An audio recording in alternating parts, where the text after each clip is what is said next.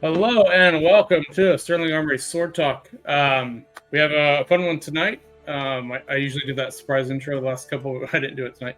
But we have an actual topic today, which we haven't had in a little bit. So I've been watching a lot of sword reviews and reviewers, and sword durability and reliability. There's a lot of topics around that, and there's a lot of conversation around that, especially with sword testing and all the stuff that a lot of reviewers do. So I don't want to step on toes, or I don't want to say anything controversial, I guess is a good way to say it. But here is the engineering behind sword durability and reliability. That's what we're going to talk about today. And I think it'd be great to talk about that because from an engineering background, I can explain a little bit more on the metallurgy of steels. So, to join us tonight with our group, let's bring on the team. Hey guys, how's it going? Yo, going good, man. So, if you're new to the channel, Sword Talk is myself, Chris. I own Sterling Armory along with these guys, and we make swords and armor. So we are makers and we're also users of swords. My normal job is aerospace engineering aside from sword making. So that's me. You can find us all at sterlingarmory.com, and then Facebook is our biggest thing. Facebook Sterling Armory, and then Instagram. And then these guys have some extra stuff as well. Josh, you want to cover yours? I'm Josh Von Warbear. You can find me online at Joshua Von Warbear on Facebook, or Von Warbear_Armory on Instagram. I am a hobbyist knife maker, sword maker, prop builder. I work in film and television, and I design for adult industries and do creative concepting and creative consultation. That's probably the most professional way I've ever said that. Yeah, it was. I was like, I don't want to go after that. You sound too cool. You got this, man. Anyway. Hey, yeah, I'm Colton.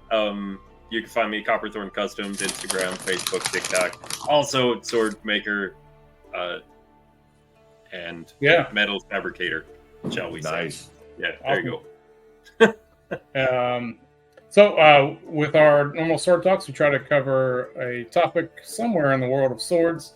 Today is sword durability, which will be fun. But we also start with a drink as well. So I have tonight my American honey. It's really hot here in Florida right now, and my new shop hasn't even really started yet. So my current shop is outside, which sucks really bad. So probably not as bad as Salt Lake, or I'm sorry, as Phoenix, but especially when you get fed. Yeah, it's like 106 today. Yeah, it was only like 96 here, but 1,000%. Yesterday it was 120 in my car when I went to the parking lot. Yeah. So what are you drinking over there? Lots of water. I am keeping cool with a crisp Coca-Cola with ice. Ooh, add some rum to that, man. I don't even remember. Oh, damn it! Maybe she did. Flat. What? It's just flat. It tastes like Diet Coke. Lame. Anyway, yeah. Never mind.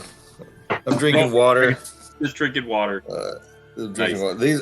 Although these are stickers that I've designed. Look, Monkey Punch. Born to peel with the banana knives. And then and Danger Orangutan. Yeah. Awesome. Yeah, those are fun. You could make a license to peel. That's a good one. Like 007. 007, the 7's just a banana. Yeah, there you go. All right, I've just got a shock top. Nothing fancy. Shock top's good. Oh, that's still good. Yep. So before we dive into that topic, though, we're getting ready for Combat Con. I just started grinding blades today. We're trying to figure out how to hook up the grinders without putting them in places where dust is going to kill everything. So that's why I'm outside right now. So, but did start. But Colton has a jump start on us. So Colton, you want to show us some? Let me go to that highlighted view here. Oh, enhance. Let's scoot back a little bit. All right, yeah. Finish this guy. Oh, yeah, pretty sweet. right? Nice little finger guard. Yeah, so little more fantasy inspired blade, I guess, on this one, but it's I don't know. There it is. It's a hologram, 47.5-inch. Yeah, I kind of blanked there. I often do that. I'm sorry, guys. No, it's okay. Fully hologram blade.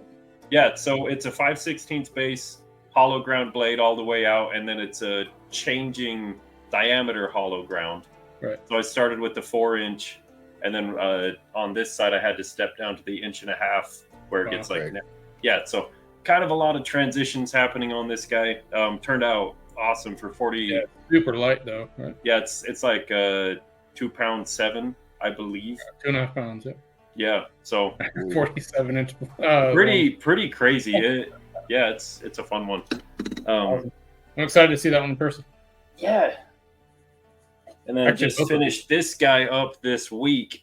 So, yeah. I love that hammered look to the guard and pommel. Right? Oh, I like that a lot. Yeah, so this one I actually have not done the final sharpening on it, so weight's not exactly where it's going to be, but it's a little over 3 pounds right now, probably like 3 pounds 4 or something will be around there. Nice. Also 47.5 inches, 2 1/4 wide at the base. Nice triple fullers. It's a beast. Yeah. So the length is the blade length is 35, 36. So it's 10-inch on the hilt, so whatever that is. Oh, 37? 37. Because you said 47 total, right? Yeah, 47 total, so it's about a 37-inch blade. Wow. That's a beefy blade. That's nice. Yeah. Especially at 3 pounds 4, you said. That's really good. Yeah, somewhere right around there. Like I said, we'll see when it's actually done. Yeah. Awesome. Well, thanks for sharing. And excited to see those. And those will be available at Combat Con coming up. Are those already spoken for? These ones are not. Oh, no. That one with the finger ring is going to go pretty quickly. Yeah, I think so. Mm-hmm. Yeah, that one just kind of fell into place like that. I didn't have that exact plan when I started that blade, and then it kind of just was like, it needs that guard, and then with the guard, it's just like, okay, beautiful and pretty sweet. I actually really like it. I'm like, kind of hope it doesn't sell immediately. I'd like to keep that one. It's kind of unique, so I'm just like, in there. Yeah. I think we've all been there. Yep.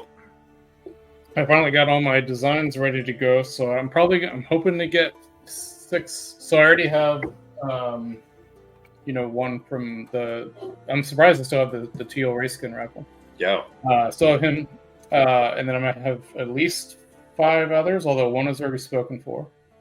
And hopefully I can get that. So I'll have 6 total, I guess. Which is pretty small for me. Normally I have double that for Comeback Con, but no, we do what we can. Right. So I've been catching up on various favorite YouTube channels, especially a lot of sword reviewers.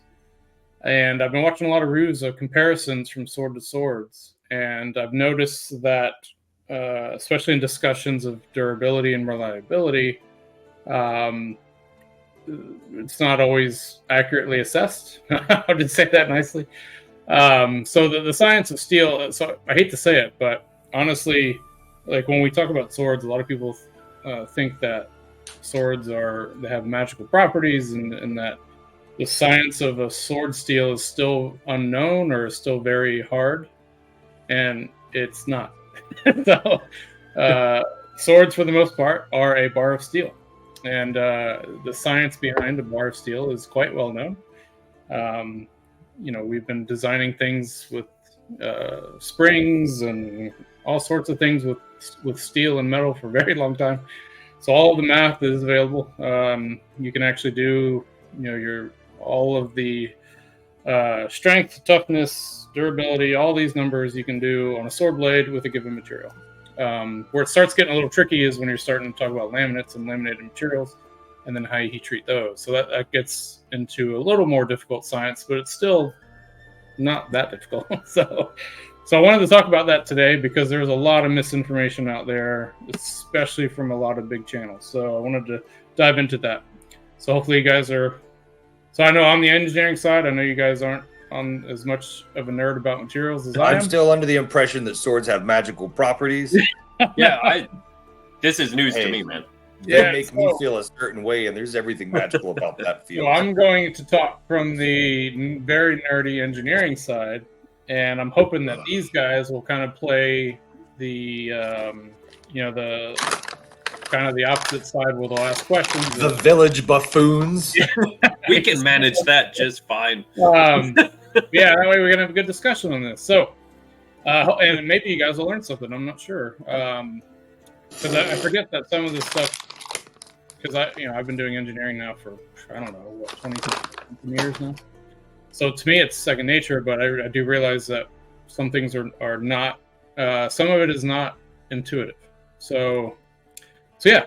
So I, as nerdy as I am, I made a slide set. So awesome. Oh God. Durability and reliability. Okay. So first thing. So a lot of times there's a question: what creates a durable and a reliable sword? And believe it or not, assuming so, I have heat treat on there as number one, but that's actually not really the case. I mean, it is, right? But assuming that you have a competent smith who can do a competent heat treat, then honestly, blade geometry is actually the biggest driver for durability and reliability. Do you notice one thing that's not on this list? It's material? Material, yeah. Because assuming you have a heat-treatable material in the first place, so sure. Most heat-treatable steels, it's not going to make a difference as opposed to your blade geometry itself. And that's where a lot of reviewers really they put material above everything else, and that's not really true.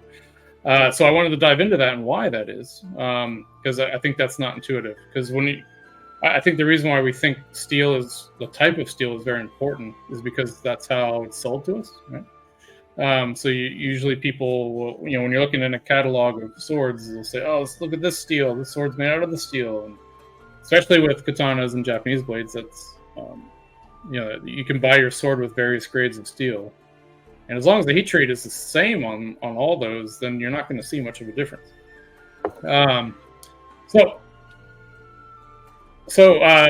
Just going back to heat treat though, so there are two types of heat treat. You got through hardness heat treating, and then you have your differential heat treat. So differential heat treat you can do with edge quench or a plate quench.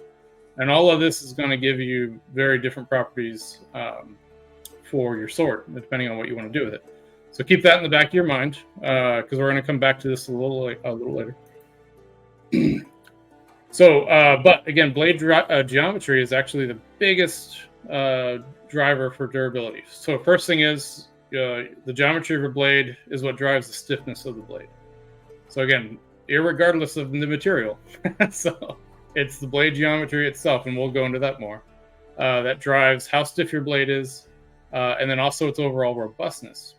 So what I mean by that is, so a lot of reviewers will get a blade that maybe will be floppy, and they say, oh, maybe it's a bad heat treat, or maybe it's heat treated improperly. A floppy blade has zero to do with heat treatment. It's all about the geometry that blade is. So no matter what steel it is, even if it's a crappy heat treat or a good heat treat, it's actually going to be the same floppiness because it's all about the blade geometry itself. And then some of the biggest reasons for discussion on durability and reliability are, edge retention and edge robustness itself, right? Because that's where a lot of people, especially a lot of backyard cutters and a lot of people who are testing these swords and damaging these swords are usually damaging the edge first. And really the edge geometry drives the robustness of that edge, not the material, not the hardness of the material either. Honestly, it's that edge geometry. So like I saw a reviewer where they were comparing two katanas, and one had a much shallower geometry, and when that edge cracked, they automatically assumed that the material was poor. It's like, no, that has nothing to do with the material. That's the geometry of that blade that caused that. So I just wanted to make sure that that was understood, and yeah. So continuing on that, so I kind of sketched out some various blade geometries here. So obviously, if you want to cut soft targets very good, then you want your geometry that's on the left, right? It's going to cut better, but that edge is less robust, right? Because it's a fine razor, it's not like a thick chisel. So for swords, we tend not to do that, right? Because you don't want too fine of an edge, because if you hit, let's say somebody takes your sword and goes and it hits a tree or like a little 1-inch branch or something, you don't want an edge that's so fine that it's going to crack or roll. So usually we make it robust. There's two ways to do it. One is a thicker overall angle, which is in the middle. And then the other way is what's mostly done, especially you see it historically, is on the right, where you have, it's not a flat angle, right? It's apple seated in or convexed into an angle. So the reason why I think that's done is you can still maintain a thinner overall blade, but you can still have a robust edge at the same time. So it reduces weight. It also cuts a little bit more efficiently than the middle one, because in your middle one there, if you were to think of a type 15 that's very thick, right, they're going to have that middle edge geometry. And it might cut well, but it's going to be harder to cut through things because the center of that blade is so thick. So you have to move a lot of material, right? Whereas the one on the right side, you can have a robust edge, but then the blade can thin out, so you don't have to move that much material while you're cutting. But either way, it's the geometry of that, not the steel itself, that's giving you good durability. Again, assuming that it's appropriately heat treated, roughly correct. Mm-hmm. So where does blade materials fit in? Because material is an important thing somewhere, but it's just not high on the list. So here's where blade materials matter, right? Because there's various blades have various uses. So you have two main types of sword blades, and this is just talking about swords, not knives or anything else. So for swords, you have spring steels, which are typically through hardened. And then you have tool steels, which are typically differentially hardened. And we'll go back to that. Remember that, because we'll go back to that later. Here's one thing that I think is very unintuitive. All steels, no matter what steel it is, no matter what treatment it is, they all have the same modulus of elasticity. So what is that? So the modulus of elasticity is, and this is where I'm super nerding out here, guys. So if it's too nerdy and you guys start shutting out, you're turning off your YouTube, please just hang on a little bit longer. So the modulus is basically the material's resistance to being deformed, right? So the modulus is that slope that you're looking at there. So no matter what steel you look at, whether it's heat treated, soft, mild steel, super hard, S7, or they all have the same modulus roughly within, I think it's within 5 or 6%.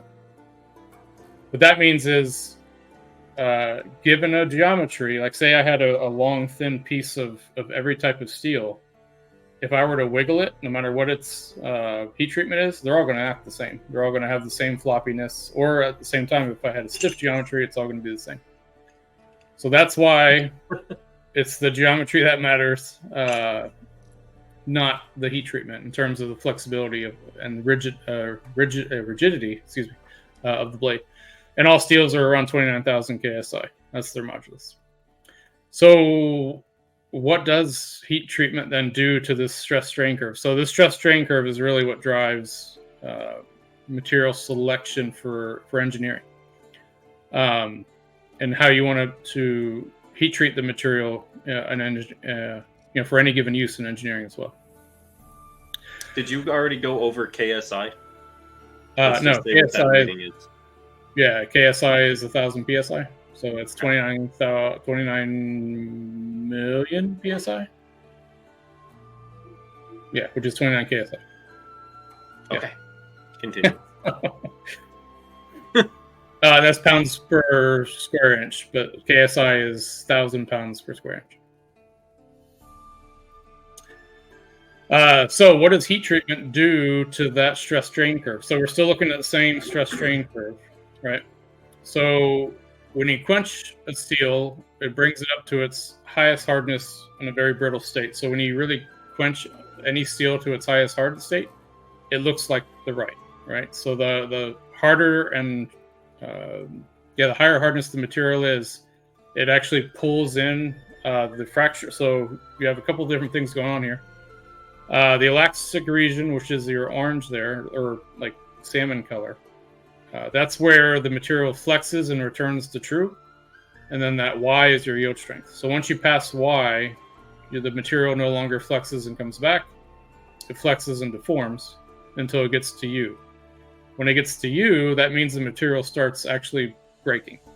But the reason why it's not the ultimate breakage is when you start breaking let's say I have a bar and I start breaking it, it'll crack on each side first before it fully fractures. So U is the ultimate strength, so that's when it starts cracking, but it won't actually fully fracture until F. So you got a long region here, and the area under that curve is the toughness of the material.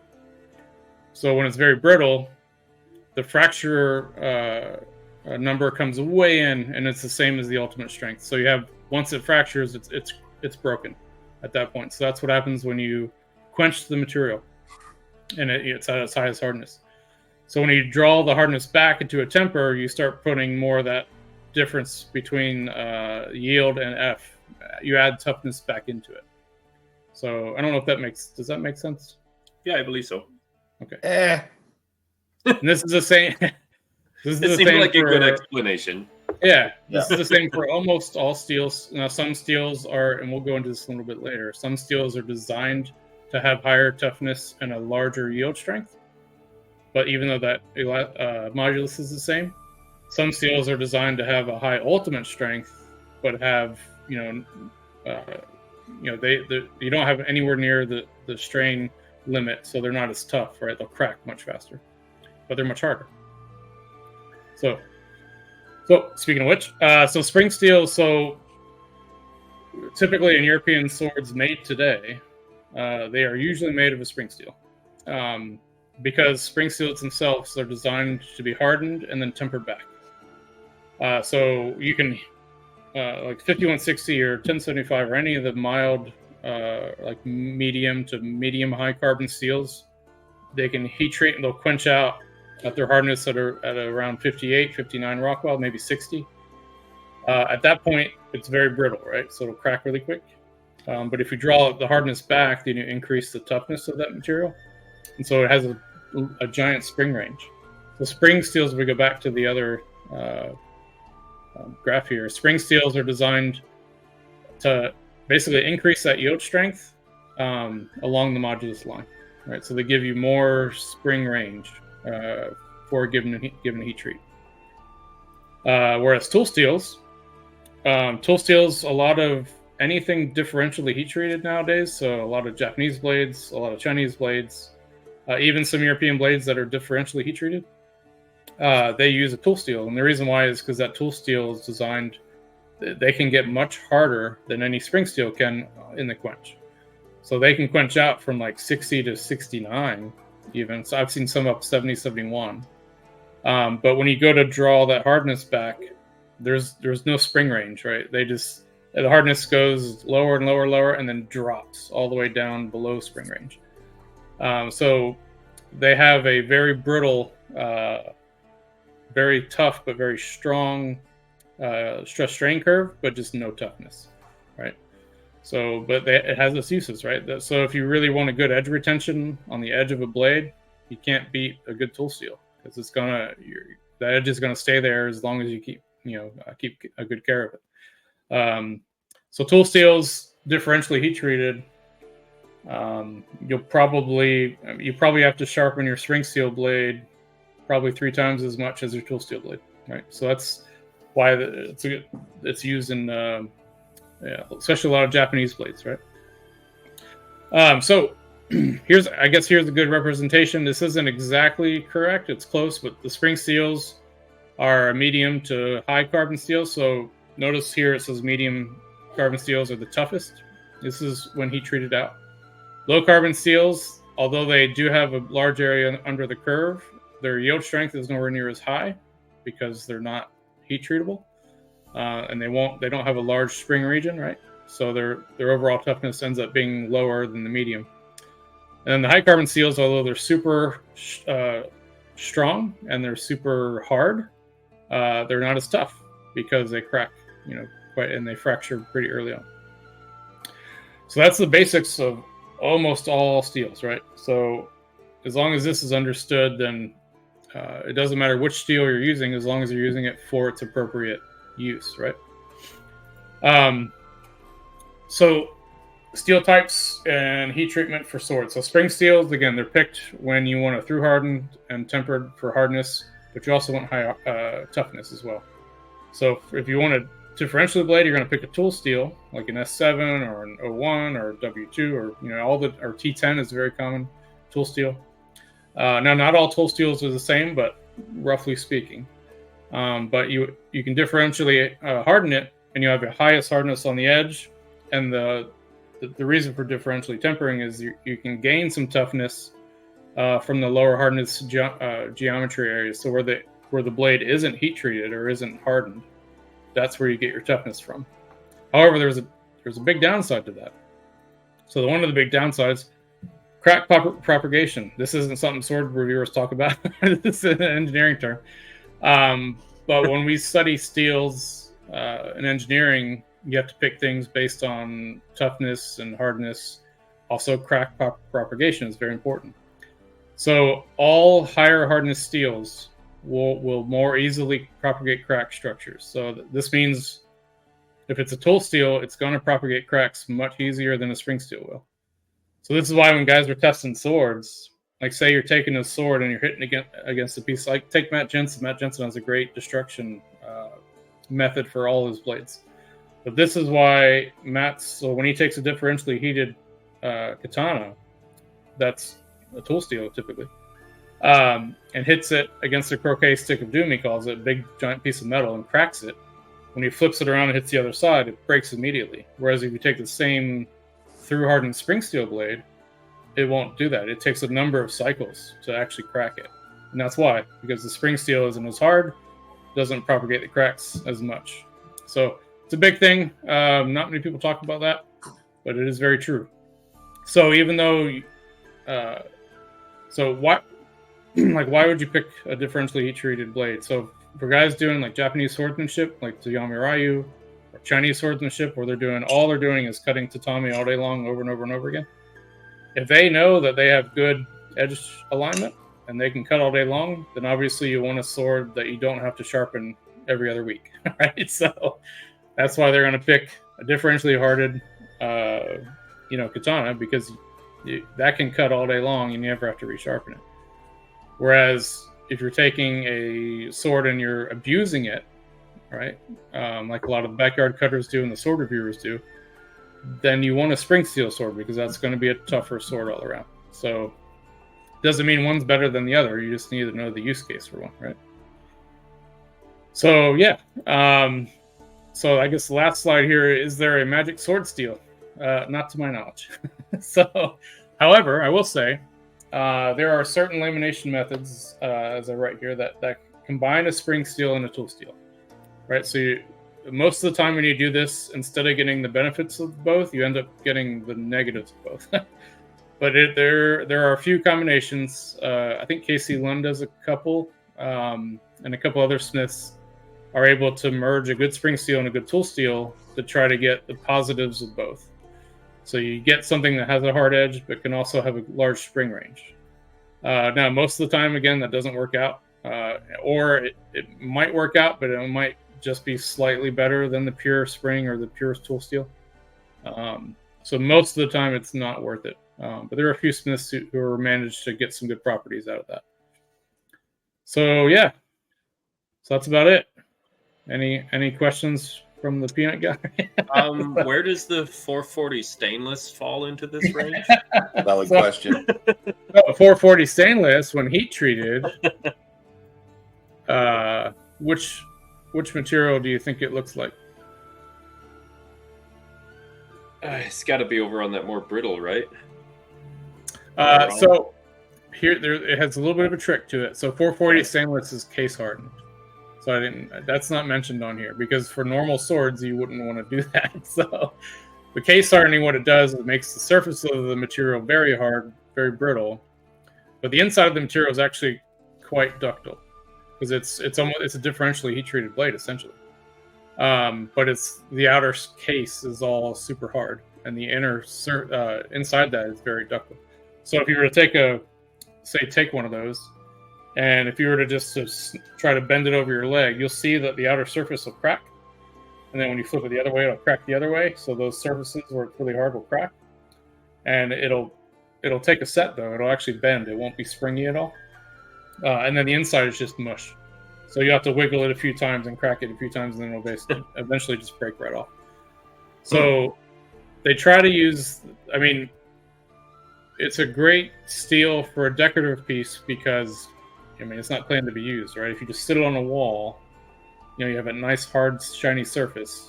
And it'll stay that way forever as long as you don't mess with it, right? But as soon as you mess with it, then you ruin it. So that's where 440 stainless comes in. Same with 420.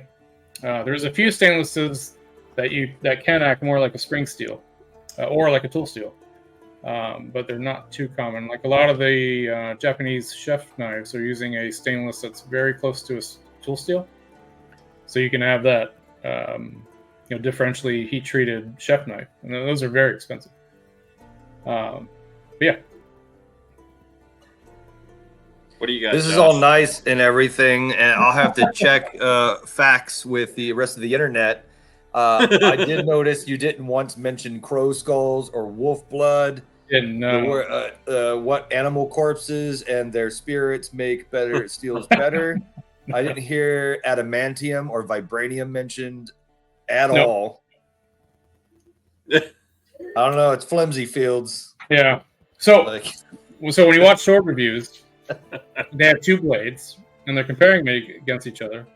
First thing you want to ask is, are the geometries the same? Because if the geometries are not the same, then you can't really compare them.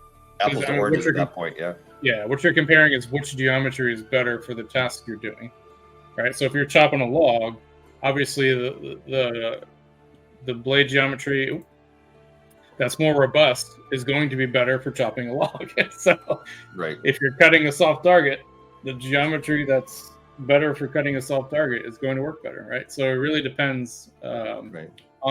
So that's the biggest thing I wanted to take away. Blade geometry is what drives robustness, given that heat treatment is roughly this good, right? And so, question. Bearing these angles in mind, is there any historic examples of two military classes going against each other where one had a different or better for the task blade geometry than the other, and it turned out to where this was a terrible idea? You know what I mean? No. where Knight Army A has a more robust, and then Knight Army B has a cuts better, and they go at it, clash the swords together, and they're like, this is not good for us. I am sure that has happened multiple times. Do I know of any recorded document? No, I don't. I will say you can kind of track it in the evolution of blades, especially in Europe. Because blade geometries in Europe changed drastically, whereas blade geometries like over in China and Japan didn't change too much. Chinese did somewhat, but especially in Japan, they didn't really change at all. But in Europe, you can really track the change of the blade geometry for its use case because the armor kept changing drastically. Right. So you can tell when, earlier swords that were cutting less robust armors were more fine. And then all of a sudden, when armor got super robust, then the blade geometries got super robust. And then when armor started going back away, then the blade geometries reverted back to more cut-centric and more less robust and better cutting geometries. So you can follow it that way. Sure. I will say, I want to say I heard not that long ago of a story with some 18th century cavalry sabers. I want to say it was probably one of the India wars, where they were like the guys from India had the tool wars that were much better suited for cutting, and then the blades that they were getting were so stout and robust they were having trouble cutting with them. And they were like, our blades are shit. We gotta use the sabers the Indians have. So it was something similar to that. I bet you Matt Easton would know that right away. But yeah, there's a couple stories that are recorded like that. But yeah, I'd assume that happened quite often. Nice. Yeah. So yeah, the other big thing. So blade geometry drives robustness. That was the big thing. The other thing was, again, all steels have roughly that same modulus. So what that means is, if your sword is floppy, it's not because of the material or the heat treat. It's because of the geometry of the blade. So that was the other big thing. So a lot of reviewers tend to get that wrong, and so I wanted to cover those things. Hopefully, it wasn't too nerdy and too. I enjoyed it. So yeah. So it also helps. Hopefully, it helps you drive. Don't lie, Josh. Yeah. I don't get it. Acronyms usually have. Oh. So obviously, there's a lot of due to the amount of steel combinations and things and layer and lamination techniques done nowadays, that I'm not covering everything there, but that's most everything. I'd probably say 95 to 98% of blades. But yeah, like hopefully it helps if you're watching. Hopefully it helps you if you're in the market for a katana and you're new to that industry. Like, why, if you look up katanas, like a lot of really high-end ones are made out of tool steel, like T10 or S7 or W2 or whatever, and why they're differentially heat treated. Versus if you're looking at a European blade, why that's made out of spring steel. The other thing that drives the geometry changes there the other thing that drives that material change is that the geometry of the blades themselves. So katana's geometry they're very stout, very thick blades. So that's another reason that they can get away with the differentially heat treating, with a very soft back and a very hard edge. Whereas on the European side, the blades are usually, not always, but typically a European blade compared to a Japanese blade is very thin, which is why you need a springy steel. If you were to try to differentially heat treat, let's say, a tool steel longsword, it's not going to last very long because you're going to crack it pretty quick, just because the geometry is not robust for that. Now, you could make a robust geometry longsword, like a Type 15, and that might work. But for the most part, it wouldn't work. So this is making me interested in having a similar conversation of like Bronze Age swords. Just bronze. That era it'd be fun. Yeah. So they are overall not as hard as steel blades, but they can be as hard as mild steel, and that's all done by work hardening, right? So bronze work hardens, right? So you hammer the shit out of it, it gets harder. But their geometries, I don't know if you've held a bronze blade or seen any, but we got to get to museums so you guys can. But bronze blades are typically pretty robust. In fact, the one that Nathan and Craig have at Arms and Armor, that thing is super robust. I think the base thickness is half-inch thick or something like that. Oh wow! And a lot of bronze blades are super thick like that in their base. So. You gotta make some of these, Josh. I know bronze is my jam. Thinking about it. Ooh. I've made a couple bronze daggers, but I always like them too much to even show them to other people. I just keep them around. They're pretty sweet. Yeah. We still got to do some of the combo stuff too. I kind of like where that's going right now. I don't know. I'm hoping I can send you some blades. I might have one to send, hopefully more than one. But we'll do what we can. It just depends on how much time I can get and before I sweat to death. I'm definitely very interested in that mode. I need to order more bronze because I set up to auto process every Hanwei blade I'd ever had, or every ground, and I'm pretty through them right now. So I'm gonna have to jump on a couple of different blades and then jump back to daggers. Yeah. So I was thinking about doing some daggers, but I was like, you know what? No, I'm gonna leave that for Josh. So that way at Combat Con, if you guys want a dagger, War Bear will have a bunch. So I have an idea for one or two, so I might bring a couple, but I don't think I'm not planning a lot. I still have one that I forgot that I had, so I might bring that one. But we'll see. Bring it. We need. I might save usually.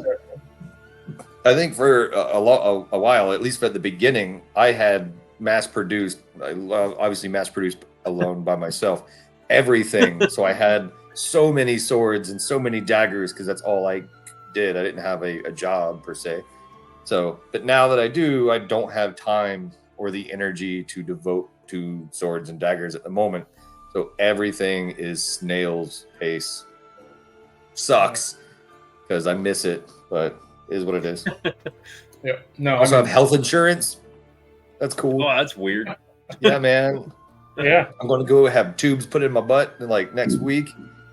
Oh, really? He's gonna hook me up with a snake light package. You know what I mean? Yeah. It's because do you start that now or at 45? You're supposed to be at 45, but that's what I thought. Yeah. I've got since I've turned, this isn't about swords, but since I've been past 37, 39, I've just gotten terrible stomach disorders through a lot of different things that I'm eating that used to not give me any trouble. So we're going to go ahead and step that up a notch. That's an exclusive here in our Sterling Armory. You heard it here first. Yeah. I could talk to him, see if we can stream it at the office and cut to like an internal camera view. They said it's a much larger diameter tube. I don't know if I'm ready for that one. Yeah. The other one's already a little too big, if you know what I mean. Good thing we're past that first minute. Yeah, no. It got weird right there all of a sudden. Yeah. Would you look at the time? I gotta go. Yeah, you do. Yeah. Well, so audience, if you guys are still with us, we're Sword Talk 44. I can't believe it's our 44th Sword Talk. So we're gonna next topic. We think we're gonna talk. So we said we were gonna do our favorite sword TV shows, and we forgot to do that one. So we're gonna probably do that one next, unless we can get one of our guests on, and if, even with our guests, we might dive into that same topic. But yeah, so that'll be coming up soon. And yeah, any questions on durability or reliability of blades? One thing I didn't quite dive into is steels in the spring zone can cycle a whole lot more, so they can see repeated cycles over and over and over again. Whereas steels in the high hardness side are not designed for that. So that's why if you're using a katana that's differentially heat treated and has a really nice edge that you never have to touch, you have to make sure you're cutting really good all the time. Because if you start cutting off and you start bending your blade, because the sword will bend, you have to bend it, straighten it, bend it, straighten it, bend it, straighten it. It won't last as long as a katana that's differentially heat treated versus a spring steel one. I wish this just made me think of cutting some 2-liter bottles over at Josh's one time, and I just totally missed it. Yeah, it was a terrible cut, and it just bounced the freaking 2-liter off. And we were doing it in super slow-mo, and the blade literally just like... Yeah.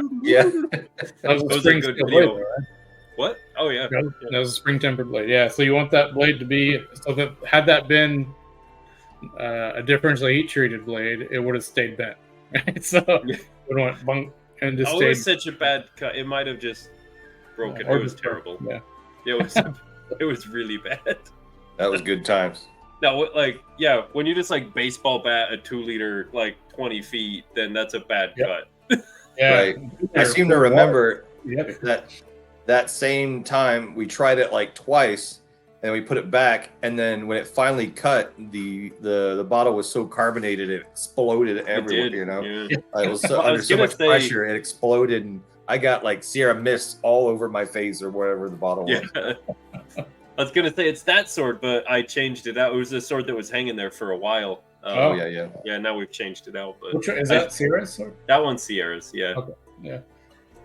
So yeah, I'm actually in the middle of building 3 new cutting stands. Nice. So I found some really nice. They had you guys might have it on your side as well. Lowe's has poplar 4x4s right now. Oh, they're super nice. They're cool. a little pricey, but you can buy one. I think they're like 50 or 60 inches or something. or the 59 inches, because you can cut it to have a 31-inch tall stand and then a 29-inch short stand. So, or 28-inch short stand. Cool. So I'll have 2 popular cutting stands, and then Are you just gonna mount those in the ground? No, I'm gonna do poplar legs coming off. Yeah. I could mount them in the ground, but I want to be able to move them. Yeah. So, obviously, if you have a place that you can permanently mount it, just put it in the ground. It's so much easier. Yeah, it'd be cool. So yeah, I'll 2 popular, and then I have 1 pressure treated that I've had materials for. I just haven't put it together yet. So I'm gonna put that one together too. That one won't look as nice, but still have material. Alrighty. Well, yeah. Hopefully we can get some sword reviews coming soon. Yeah. So, awesome. Alrighty. Well, I guess that'll call it here. And yeah. Awesome. Well, I hope to see some comments below. I'm really curious if anyone has any issues with what I said today, because you've awoken the angry dragons of the sword community. I'm sure somebody will point out that I said something wrong somewhere, which I might have. But yeah, I just want to just clarify the science behind steels, because there's a lot of stuff that's said, especially in sword reviews. I'm not poking fun at any sword reviewers, by the way. I love all sword reviews, no matter what they are. I just wanted to clarify some things just from a scientific point of view. So that's all. Awesome. So, yeah, it was fun. Awesome. Yeah. Alrighty, guys. Well, thanks for joining. Again, my name is Chris. You can find us all on Sterling Armory. Did I say Instagram earlier? I think you said mostly Facebook. Yeah, mostly Facebook, Instagram, here on YouTube, which your website, sterlingarmory.com. Yep, sterlingarmory.com, which I need to get stuff on there. So, and then you guys go ahead. Joshua Von Warbear. You can find me on Facebook at Joshua Von Warbear or Instagram Warbear_Armory.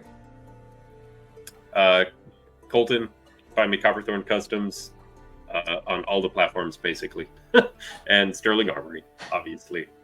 All the platforms. All the platforms. Facebook, only Instagram, having half-assed social media. MySpace. MySpace. Oh, yeah, we do have I'm not on MySpace. Don't look for me there. I'm sorry. MySpace. We do have a what's it called? A TikTok now. The Sterling Armory does, but there's nothing on it. So yeah. I've been tagging you and stuff. So I'm getting tagged. You can find Sterling Armory stuff. Yeah, we got a very and other TikTok people have been following. tagging you as well. There's some videos like with your swords, daggers. Same with Josh. You guys are out there. Yay! Hopefully, you found by a lot of people. Yeah. And if you're watching, and you've hung on this long, please share and like and subscribe and do all that stuff, because it really helps us.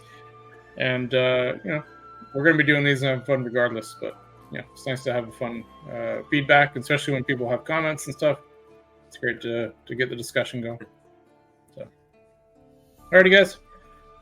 Well, I guess we will catch you guys next time. Stay sharp. Keep your peens clean. Yeah. We haven't put that in a while. Yeah. Oh, yeah. Good times. All right. Maybe. Yeah. Bye. Later, guys.